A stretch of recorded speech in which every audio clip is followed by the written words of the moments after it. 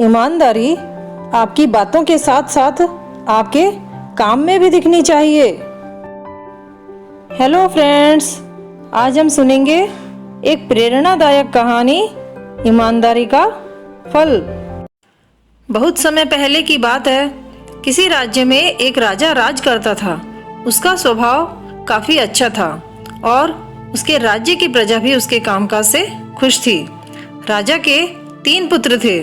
वह वृद्ध हो चला था, इसलिए तीनों में से सबसे योग्य पुत्र के हाथों अपना राजपाट सौंप देना चाहता था।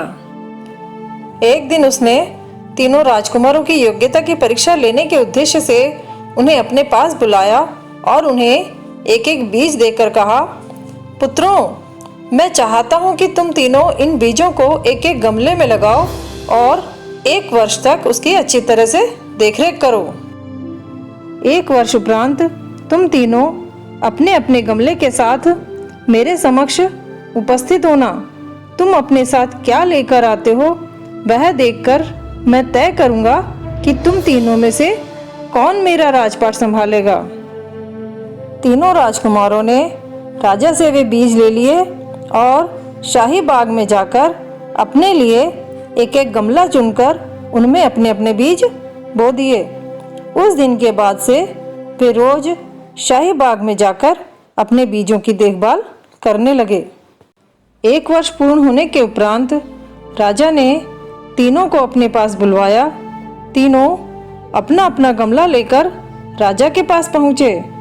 जहाँ दोनों बड़े राजकुमार प्रसन्न थे, वहीं सबसे छोटा राजकुमार उदास था। राजा के कहने पर दोनों बड़े राजकुमारों ने गर्व से अपने द्वारा बड़े किए हुए पौधे राजा को दिखाए, किंतु छोटे राजकुमार ने खाली गमला राजा के सामने रख दिया और बोला, पिताश्री, मैंने पूरे वर्ष बीज को पानी दिया, इसकी अच्छे तरीके से देखभाल की, किंतु यह अंकुरित ही नहीं हुआ। राजा ने तीनों गमलों को देखा और बोला, अब वह समय आ गया है कि मैं तुम्हें बता दूं कि इस राज्य की बागडोर मैं किसके हाथों सौंपने वाला हूँ। दोनों बड़े राजकुमार उत्साहित होकर राजा की ओर देखने लगे, लेकिन छोटे राजकुमार ने अपनी दृष्टि नीची कर ली।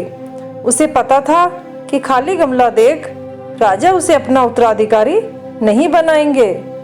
अगले ही क्षण राजा ने घोषणा की, इस राज्य की बागडोर मैं छोटे राजकुमार के हाथों सौंपता हूँ।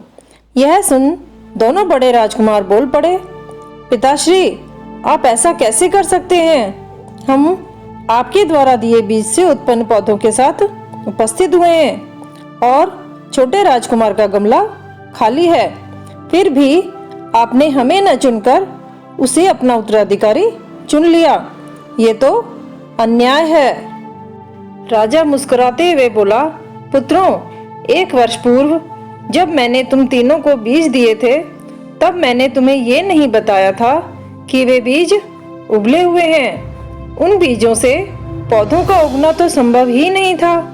तुम दोनों ने असंभव को कैसे संभव कर दिखाया, ये मुझे बताने की आवश्यकता नहीं है।